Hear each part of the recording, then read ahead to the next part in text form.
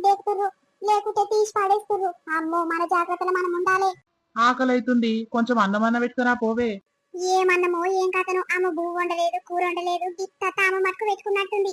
ఏమో అయ్యా, నాకు ఎక్కడ అర్థమైతే లేదు. ఇక ఏరాలు గిట్ల అన్నగాని ఇక అప్పుడే షర్టు మీద కూర్చున్నట్టుంది. నేనెందుకు తినాల సొమ్ము, నేనెందుకు పెట్టాలి, నాదెందుకు కొడవాలన్నట్టుంది.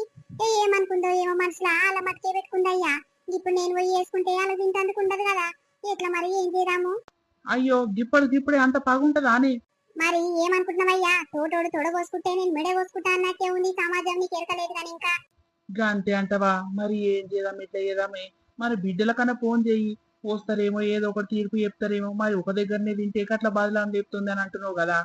మరి ఎట్లా మాట్లాడతారో ఏమో అమ్మ, నాకు ఇక్కడ అర్థమైతలేదు. ఏంది ఈ బాధ? ఆ కొడుకులు వద్దే తల్లి, ఇద్దరు బిడ్డలు పుట్టగానే ఆపరేషన్ చేపిస్తానంటే నాకు కొడుకులు కావాలి, కొంపలు కావాలి అని ఇంత కొంపని చేస్తుంది. ఈ ఇద్దరు కొడుకులు ఏం చేస్తుర్రు అమ్మ, కొద్ది మీద తంతుర్రు. ఏమో కదయ్యా, నిజంగా బిడ్డల్ని గాని అప్పుడే ఆపరేషన్ చేయించుకోమన్నావు నువ్వు. అప్పుడే చేయించుకుంటే ఈ బాధ అంతా ఉండకపోతుంది. ఈ కోడ